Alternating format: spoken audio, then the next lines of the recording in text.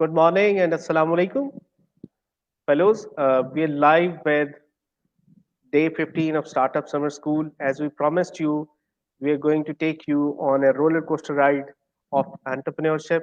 We're really excited that we're coming to the end of week 3, which is day 15 of Startup Summer School. This week, you've been learning about building a startup. And today, we have got an amazing speaker for you all the way from Silicon Valley. Uh, our speaker today is Lucie Newcomb. She's CEO and founder of NewComm Global, which is a management consulting company based out of Silicon Valley. Uh, I hope each and every entrepreneur in the world knows about Silicon Valley and aspires to be somehow associated with Silicon Valley.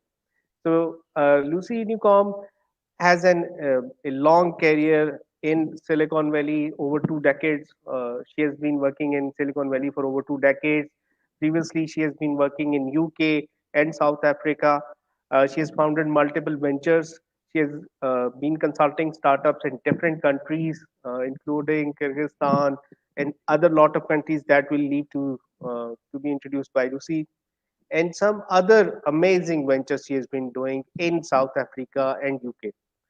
So, NewComm Global is a management consulting a company which help companies like startups to get into Silicon Valley, and they help in all dimensions of a company, and then they help in raising investments as well. So, thank you very much, Lucy, for joining us. Imran, good morning. Thank you for having me. Hello, everyone. I really want to thank you, especially, first of all, for having me, and second of all, for joining us on your Independence Day. Yeah. I think that's just fantastic. And given that we are also an independent country over here, I think it's perfect timing. You know, entrepreneurs are independent leaders from the get-go. And so here we all are in our worldwide independence celebration. Congratulations to Pakistan today. Thank you very much. And we are live on 14th August, the Independence Day of Pakistan. As the founder of the country and the father of the nation said, his advice to the nation was work, work, and work. So we're doing that. So we're doing that. We're really excited that we're contributing on this Independence Day. Happy Independence to everyone, every single Pakistani, wherever around the world you are, in Pakistan and abroad. So, Lucy, are we ready to jump into go-to-market strategy? You know, Imran, we are. And I want to welcome everyone to Silicon Valley through your screen. You could come in your pajamas today. It's about 10:15 in the evening for me and early morning for you on a holiday. So we have something in common as we both wrestle with sleep on both ends of the spectrum. I am thrilled to talk to you about go-to-market. It's been my passion for over 25 years. And the thing about it, just to set your expectation, is we're going to talk for about half an hour now and then have your questions. But really, we could have an 8-week class in it. Each one of these topics could actually be quite in detail. So please know we are taking what we call in America, a whistle-stop tour, so that you have a sense of what the headlines are, what the key points are, and there'll be other opportunities, hopefully, in your career to drill down further. Thanks, Imran. Shall I just carry on? Yes, please. Okay, terrific. Well, go-to-market strategy is actually something that people, and in particular tech, we are a bit bad about, because often people think of marketing and go-to-market as something that one puts on the end of the frosting on the cake. And really, it's something that needs to be baked in from the beginning. So we'll go to the next slide that talks a little bit, taking a broader step back, about the need to disrupt as a startup. And this is one of our famous futurists in America. And I'll let you read for a moment, since I know that CGI values disruption, and certainly Silicon Valley is all about that. But every problem can be solved in 2 ways: to try and fix what's there, or create a brand new solution and a brand new platform.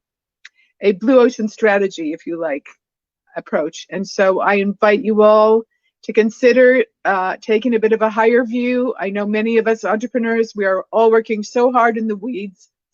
Every once in a while, it's good to take a head up and look at the whole forest and see how we're doing.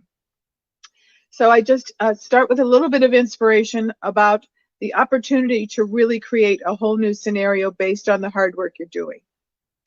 We start with a vision. Thanks, Imran. We're going to go to some of our early points now. The next slide, please. Begin with the end in mind is really the thing to do. So in a way, we are starting here at the end, like I said, in the way that people do with go-to-market strategy. I'm starting with marketing strategy at the end. We in tech are notorious for launching before we are ready.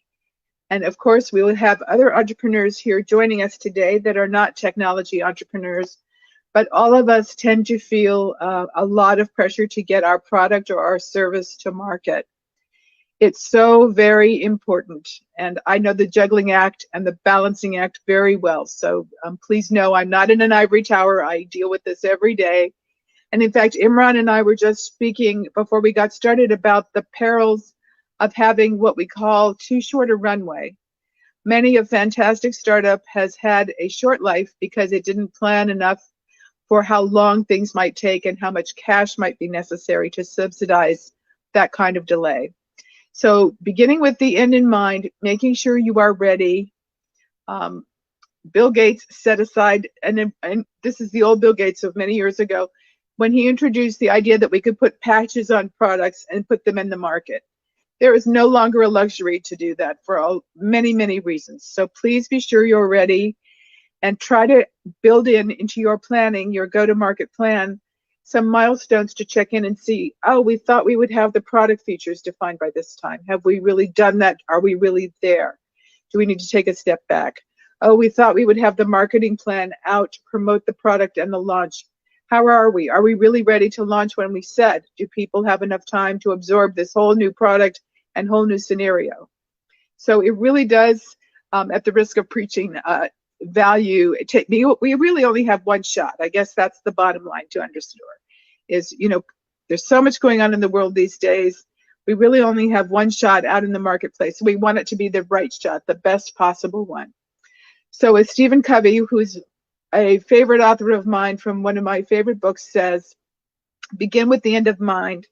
That is his opening principle in the 7 Habits of Highly Effective People, which is an oldie but goodie business book, I think appropriate to life as well, but especially for an entrepreneur, how to be really effective and productive.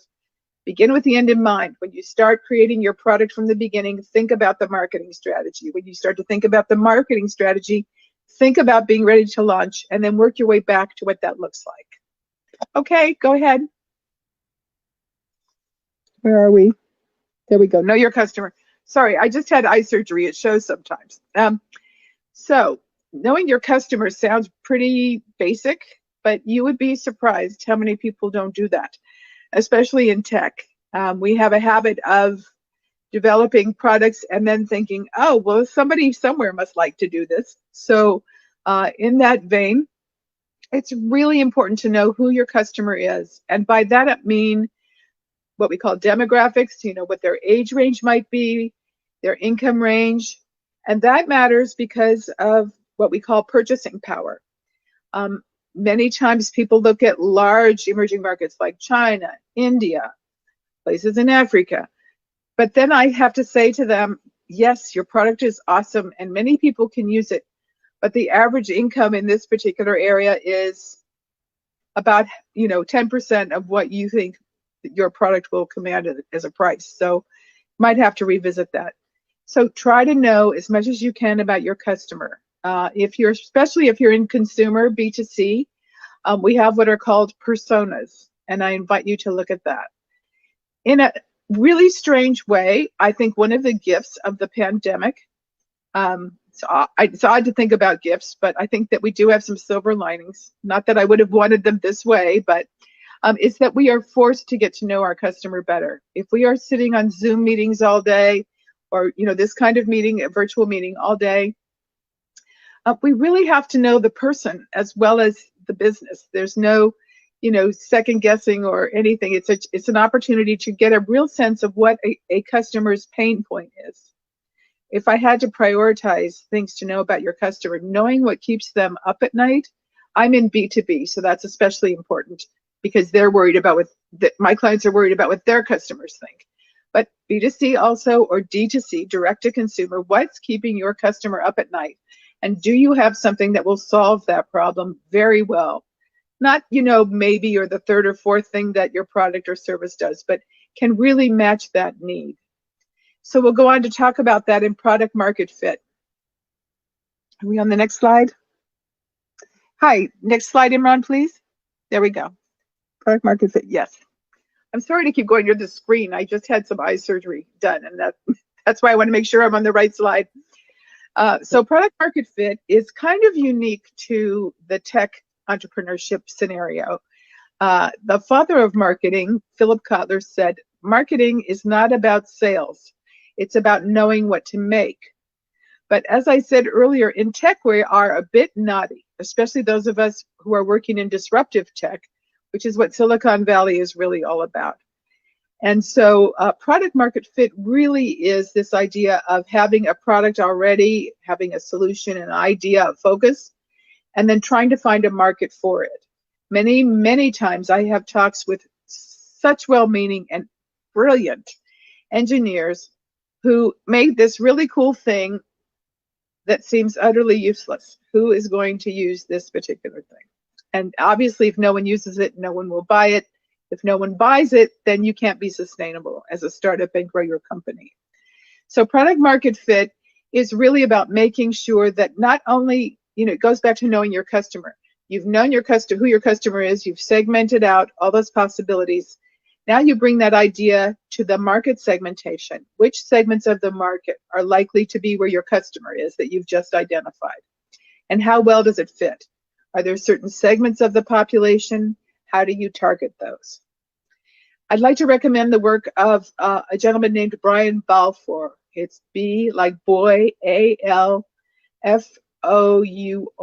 He's written a number of articles on product market fit that I think are really good, and I hope that you'll find those useful, because this is unique to the tech entrepreneurship scenario. But especially if you're interested in having venture funding, it's key. You need to show the entire scenario and what we call total addressable market. If you don't have a product market fit that's really tight and clear, it's going to be hard to convince a funder of some kind that you are interested in making this work in a very tight way and that you've done your homework. You will notice a theme in my presentation: do your homework, so that by the time something launches, in fact, you've done a whole lot of work beforehand. Next slide. Thanks for your questions. We're going to take them at the end. Let's see, where are we now? Competition and value proposition. Okay. You wouldn't know that I wrote this presentation. So I'm combining two things into one because of the sake of our time. It's really important to know what your value proposition is. What does your product or service offer that is unique, preferably unique to you, but if it can't be exactly unique in terms of the way you do this particular thing. And so that should be clear in what we call positioning. I could spend easily the entire time talking about positioning, but what I'll mention quickly is that when you think about branding, it goes so far beyond what your logo looks like and what your corporate colors look like. Many times with startups, I am working with them on their corporate brand, and they forget that their app or their product is not the same as the company. We want to build out the company because investors invest in companies. They do not invest in products. If you have an app that's really cool, that's great, but you need to have a team and a sense that you will be around tomorrow to make that app into a business. So back to the unique sales proposition, you need to have a position on where you sit in the market with your competitors, and then how you're going to roll that out in your unique sales proposition. And how you position with your competitors also matters in terms of your messaging. One of my favorite examples of good positioning is Richard Branson and the way he turned Virgin Atlantic into a phenomenal airline by changing the levels of class. Business class became first class. First class was cosmic, and there came premium economy, etc. There was some movement of things on the aircraft, but a lot of things happened on the ground, like massage services, showers in the lounge. things of that nature. He completely repositioned his airline. A little bit about the airline. I think some areas got more leg room and things like that, but mostly it was about how you would feel being in one of these higher level classes. So he completely repositioned what flying was like just by addressing the positioning areas. And hopefully that set him apart from his competitors. Okay, let's go on to the next slide. Thank you for your questions and thanks for hanging on to the end. I promise we're going to get to them. Let's go on to the next slide. Pricing scope. Okay, we are pricing specialists, and so I'm always really happy to talk about this area. Pricing is tricky. It's part art and part science. For many years, I was privileged to be an award-winning marketer, but this was an area like many companies where it was kind of like, if it isn't broke, don't fix it. I'm just going to kind of flip past that part of the marketing manual and let everything else work out. And one day I realized, geez, this is a huge competitive advantage. And so from that, I developed a methodology we have called best pricing. And there are basically three legs to that stool. The first, and it's tempting to say the most important, but they're actually all important. The first is knowing your costs. Now, if you're in B2B SaaS, software as a service and things of that nature, like me, most of the time, that's most of where our clients are, it's tricky. It's tricky because you don't have a product and a thing. There aren't screws to price. There aren't things like that. But there are labor hours. There is the technology you need. Often you need proprietary license of technology to run your particular program. So you can do a pretty good job of assessing your costs. It might not be specifically perfect, but it'll be within a range. And then what are your competitors charging? This is where the US airlines industry has gotten into a lot of trouble. If you engage in a lot of price wars, particularly if you didn't do step one and know what your costs are, and by the way that you are covering your costs, you can really cannibalize or in fact destroy your own business. And then step three, which is I think in many ways the most important, but definitely the trickiest, is perceived value. So there is a lot of research shown that says people, if they don't know a particular product, will think that they get what they pay for. And how that translates into action sometimes is people will choose the most expensive thing with the idea that it is probably the best, when in fact there's really no data that says that's the case. So I often have to explain to clients, we cannot position, going back to positioning, we cannot position this pricing as the cheapest and the best because people don't believe that. They'll think either you are cheating them on price or you are cheating them on best. So that is a very short talk about pricing. It's more complicated, but it's an exciting way to compete. I have to say there's a lot of hidden opportunities in that. And where are we now? We've done pricing, thank you. And metrics and numbers, right. Like I said, so much of this is sort of what we would call front loading. Right? We've talked about front loading the marketing strategy from the very beginning. We've talked about being ready as part of your strategy for marketing and go to market from the very beginning. Metrics and numbers. Probably many of you have already had the experience of pitching, of being part of a pitch contest or that kind of thing. If you're standing in front of a venture capitalist or an angel investor and you don't know your numbers, you are going to have a one-way plane ticket. You are going to not, they won't want you back, but you won't want to be back. Imran, were you going to say something? Yes, sir. This is very important. You're spot on, Lucie. That's one-way ticket if you don't know your numbers. Yeah, this is where, one of the cautions that I have for entrepreneurs, and it's a caution I have to put in my mirror myself, is not to fall in love with our products too much or our businesses. Yeah. Because it's easy to say, kind of act like someone who's in love and, just gush everywhere. And then someone says, what are your numbers? And you're like, numbers? Who cares? Well, they care because, investors, it's only about making money. Even in social entrepreneurship, they might have additional values and criteria. But at the end of the day, investors want to know, how am I going to get my money back? When am I going to get my money back? And so if you don't know your numbers, if you haven't done your burn rate and things of that nature, and at least, no one expects you to predict the future for 2 years, but to have a sense, again, of your costs, of your profit margin, You know, I often have to work with startups on profit because they're just trying to break even. So at least they have a sense of what that is. You should know your break even point. You should know a number of your basic numbers. What will it take to get to a certain higher number? What are the impediments? And we'll talk more about that in a sec. Did you want to add something, Imran? Yes, sir. Typically, I've observed that uh, technologists and first-time entrepreneurs both tend to fall in love with their product, and Yeah. they just get really into the clouds, like they're up in the sky in the love, and they just forget that they have to do maths, they have to do numbers, they have to do sales even. 100%. 100%. So I'd like to build that in on the beginning because, again, that's something that tends to get thrown on in the end.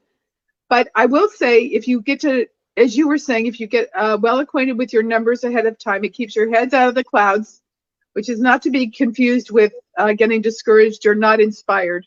You know, it's a balancing act. But if you start to look at your numbers, it's also important for you to say, oh, I thought that, you know, we had more customers in this region, or I thought we Yeah, were going to be able to count on things. It's actually a good exercise for ourselves, as well as for the inevitable fact that you will need to know this if you're pitching to anyone. absolutely. Anything else to add? We're good. Pardon? We're good. Good. Great. Yeah. So where are we? SWOT. So this goes right into our conversation. Imran and I did not set that up, although it is the perfect segue. Knowing our limits. You know, as entrepreneurs, like we said, we have a proclivity for falling in love with our stuff.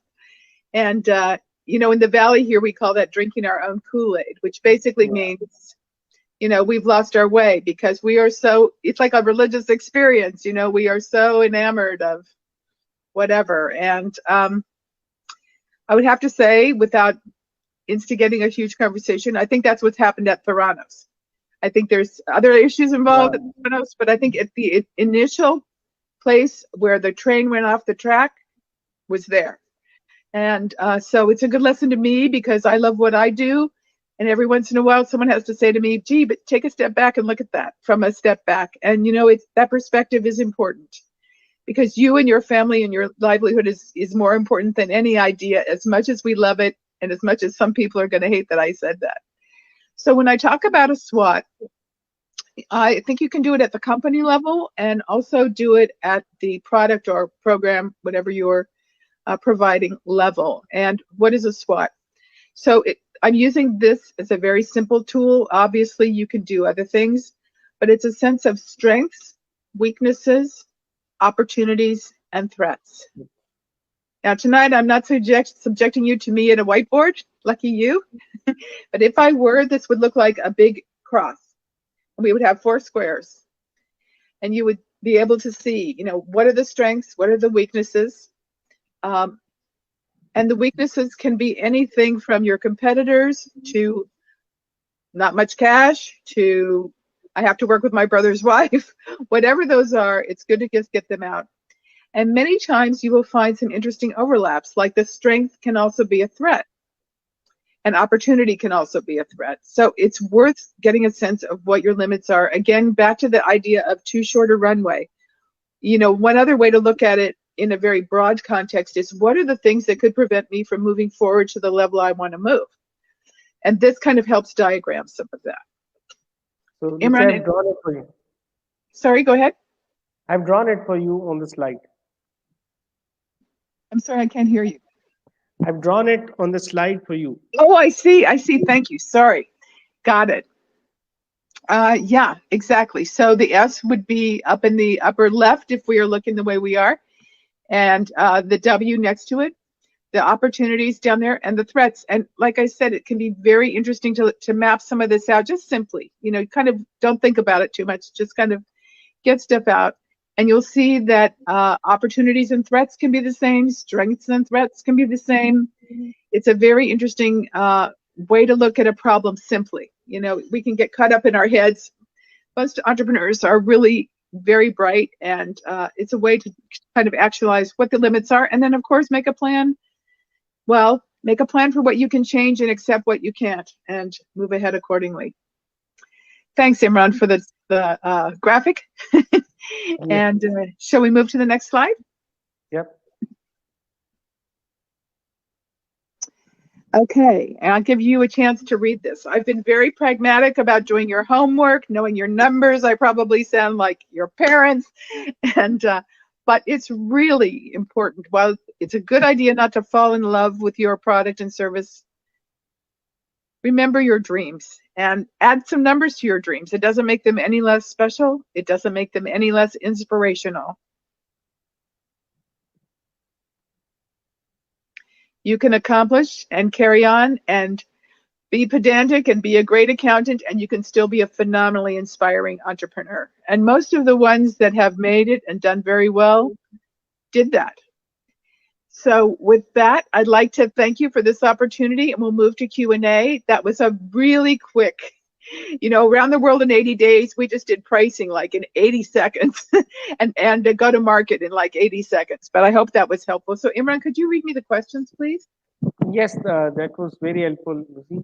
The first question is, how would you make a plan B for a go-to-market strategy? That's like, how can you have a contingency for a go-to-market plan, go-to-market strategy? That is such a good question. Well, I think in the middle of the pandemic, almost all of us are on plan B in one part of our life or another. Absolutely. So you have obviously been cultivating good thought processes throughout the startup school. And thank you for your question. I think you this will sound like a vague answer, but I think you do it by doing it. Like, I think you have a scenario, it's hard to talk about this in the abstract versus a specific scenario, but I think you have a plan A for if everything works and we have this money and blah, blah, blah, we're going to do this. And then our plan B. And if I were you, I would really add, especially since we're dealing with so many surprises, at least that's my experience, perhaps it's yours. And you may even want to have a plan C. If plan A falls off, we have to reduce revenue expectations and run rates by 50%, and carry that through as an analysis. How's that going to affect things?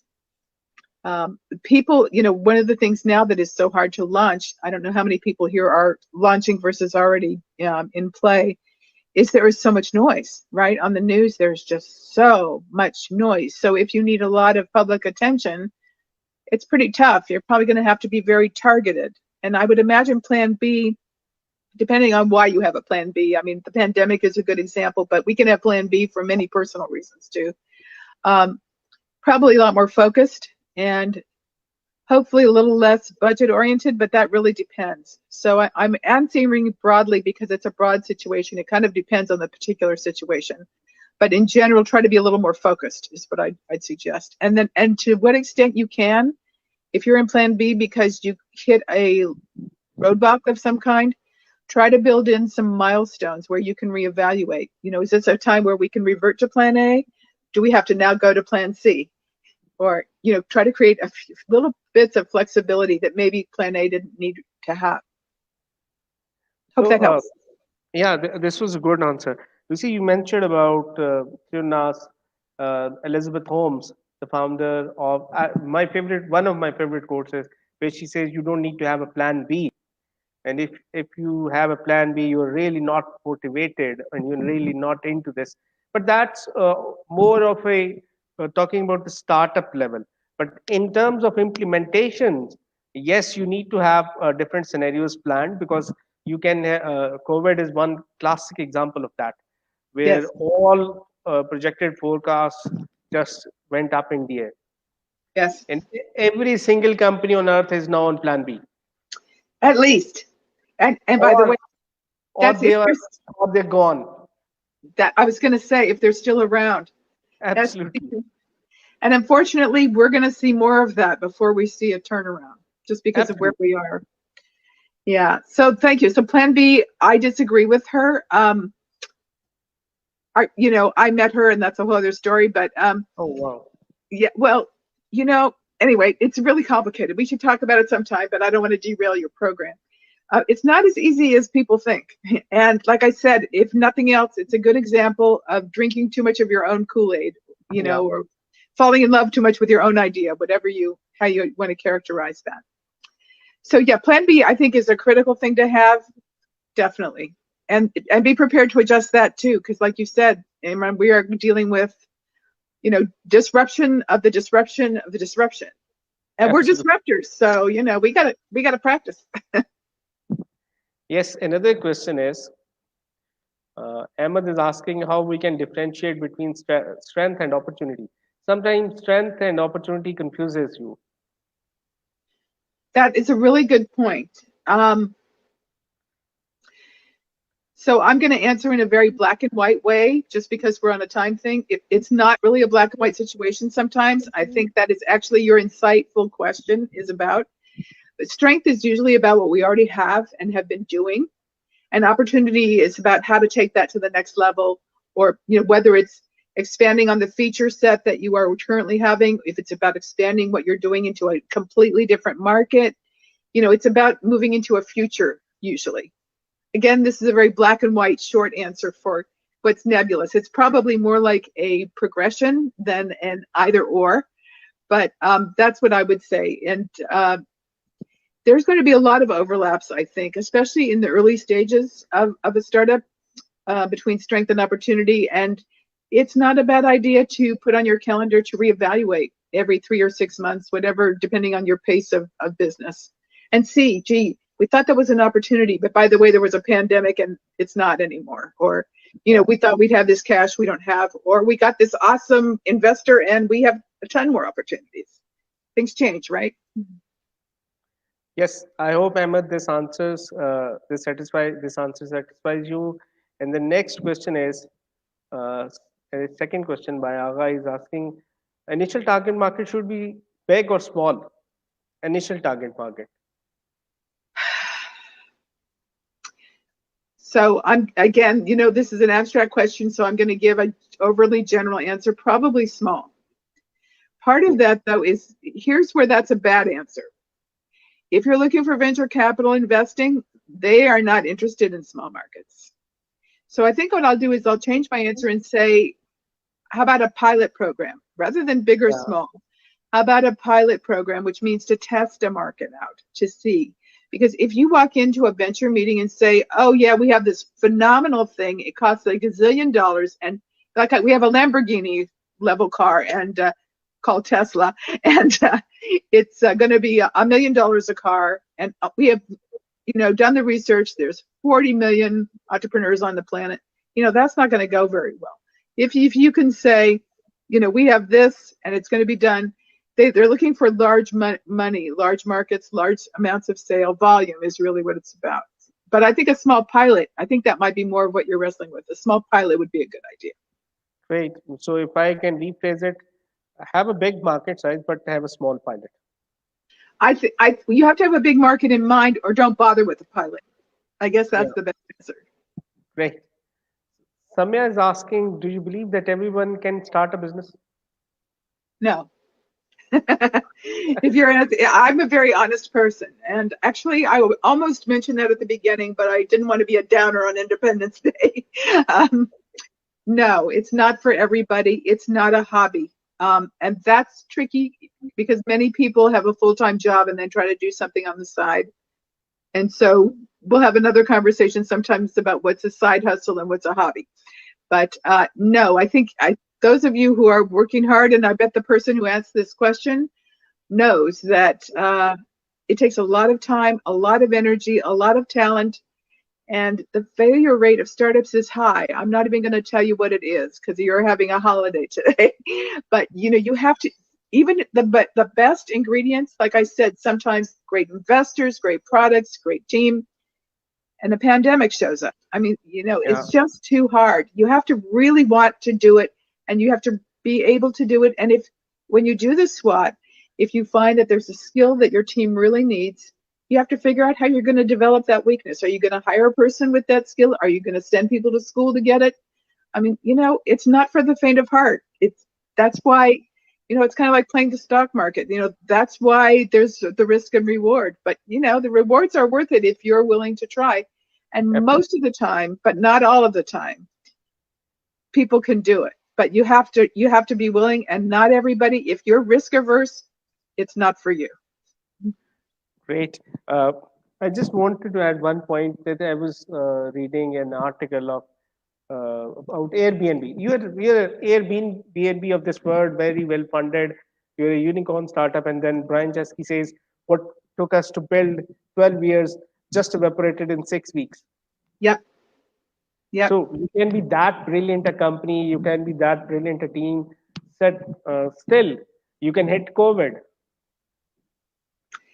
That's the thing. That's why when we talk about too short a runway, which means not enough resources to get to a revenue place, that's based on regular conditions, and then we have these crazy, what in Latin, God from a machine, things that happen, and natural disasters. We have all of the climate change stuff happening coming up. So it's definitely contingency plans. I love the themes of these questions, sort of plan B, starting small. I mean, these are all wise, cautious, not risk averse. And it's a fine line between being risk averse, which means, not wanting to risk, and being wise and prudent. There's a really fine line, but it's a critical line. Great. And we have another question by Ahmed, and he's asking about what are the KPIs for go-to-market strategy? How you will measure your go-to-market strategy in execution? Well, again, that really depends on what you're doing. And it really depends on your expectations. So sometimes we will do a soft launch instead of a regular hard launch for that reason. And it's not time for KPIs, but there's pressure to get to the market or whatever. So it depends if you're trying what your actual gains are in go-to-market and what your resources are for go-to-market. Go-to-market is an expensive proposition. I should have probably started with that point.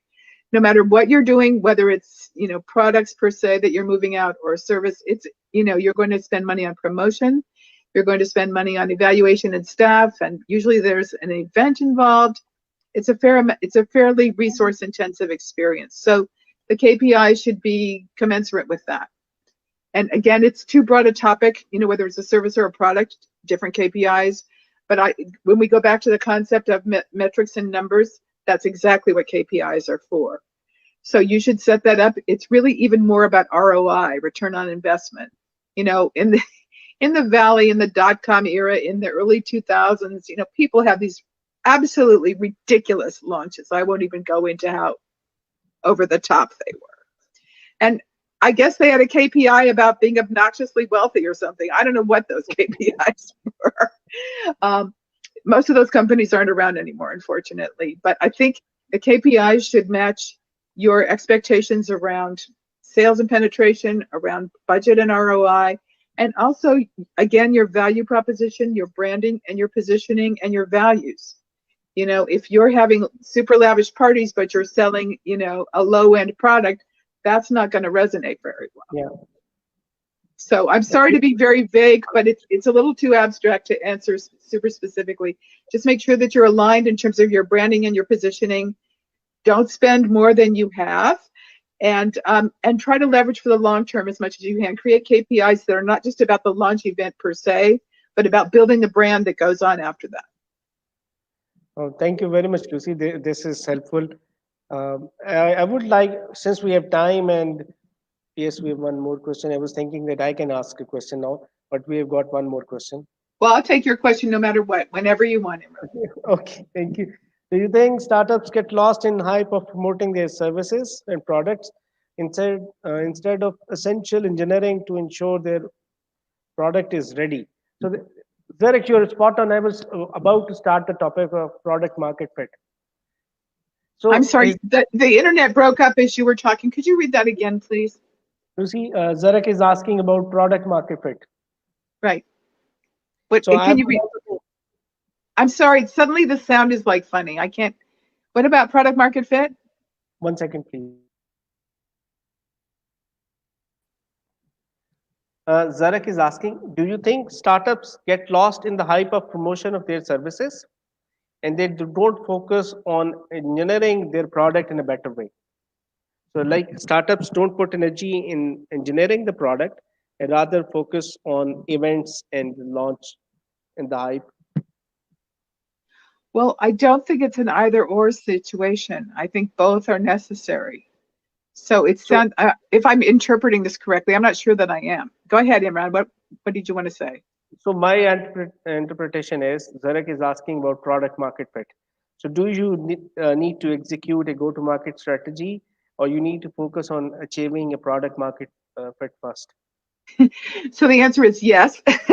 And you need to absolutely have product market fit first. And the reason is that if you go, it's kind of like go to market strategy. If you haven't done the product market fit, it's like throwing a party and nobody showing up, right? Absolutely. So you want to And make sure that you go probably ahead. throwing, probably throwing a party for no reason, and people are Yeah, asking why are you giving this party? right. You, Did you poison the punch or something? You're going to be like, what the heck is this? So it's a so very good question. And I'm sorry it took me a little while to understand, but it's a very good question. You know, there are a lot of moving parts to making a startup work, and especially launching one. And when you're in this, that sounds like a seed stage or even a pre-seed stage. But product market fit, if you don't have that, nothing else will work. Lucy, we have 5 minutes, and can we elaborate a little bit on product market fit so that people understand? We've shared this before, but I would really like to hear from you a bit more on product market fit, what it is and why it is important. Sure. And like I said, the articles of Brian Belfour, a few of by Elizabeth. By the way, I'm not evading your question, Imran, but before I forget, there's an investor named Elizabeth Yin, Y-I-N, and she writes an outstanding free blog that talks about every kind of investing startup thing. She talks a little bit about product market fit, not that much. She talks a lot about investment instruments like convertible notes and things like that, which if you're not interested in getting outside investment, may not be too interesting for you. But she offers a lot of really insightful, and it's all free content. So I think it's Great. elizabethyin.com, I think. Very good stuff. So she does talk about product market fit. Brian Belfour is the best. So the reason it matters is, you know, what if you gave a product and nobody came? I mean, it's like our party example. Especially if you're going, and a lot of my comments are about investing in, because most entrepreneurs are looking for that. And product market fit, you won't even get a meeting if you don't have a demonstrated sense of product market fit. The other piece related to that is total addressable market. It's called TAM, and you'll see a fair amount of references to that. So you have to, it's kind of like the horizontal and the vertical.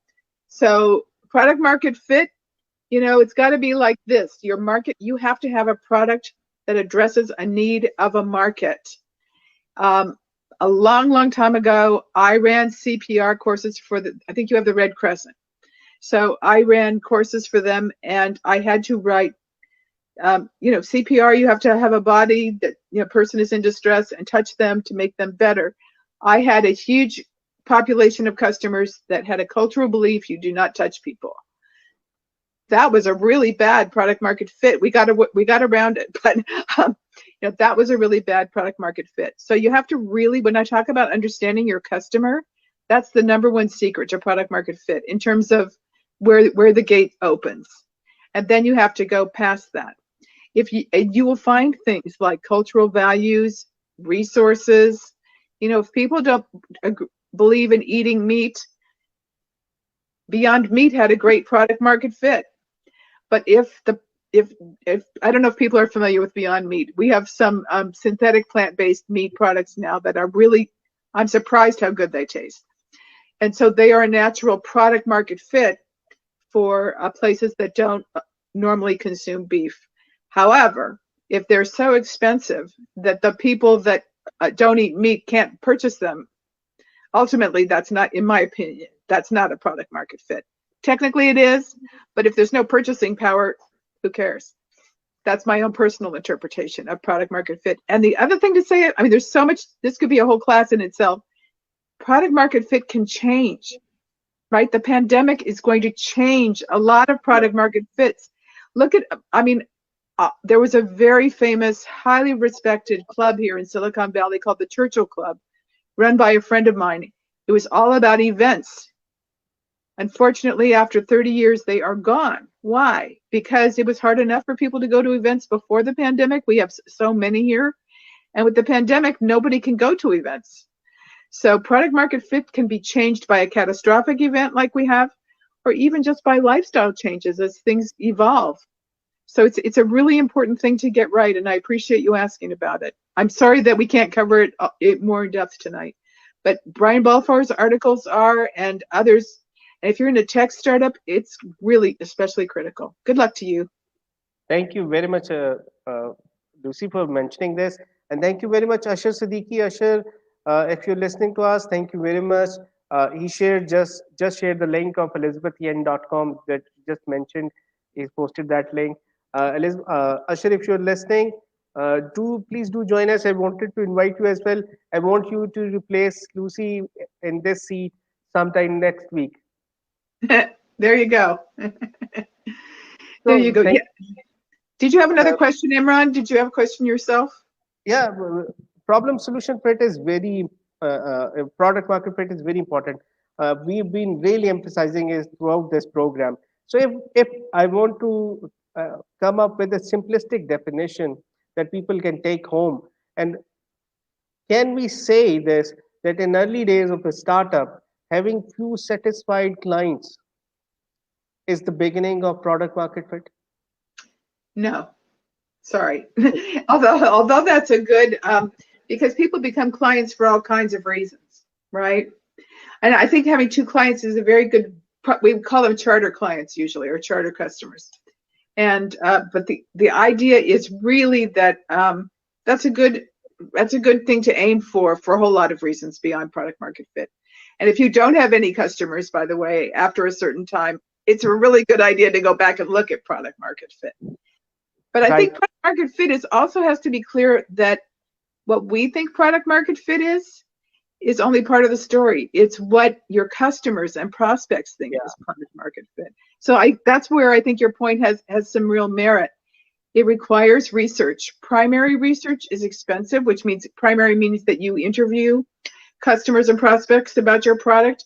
But hopefully there are ways to do that, whether it's a pizza party or whatever, that are not quite so difficult. For consumers, B2C, it's a lot easier to do than B2B.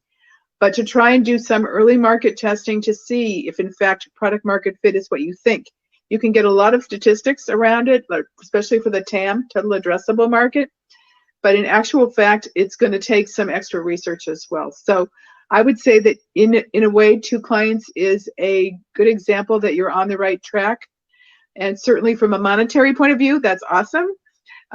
But product market fit has to be able to play out and extend and scale much bigger than that. So two is a little bit, could be idiosyncratic, could be a lucky fluke, could be your wife's cousin's son.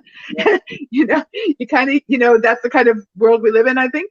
But so I think you want something a little more data driven than that. Got your point. Thank you very much, Lucy, for joining us today and making our Independence Day very special for us.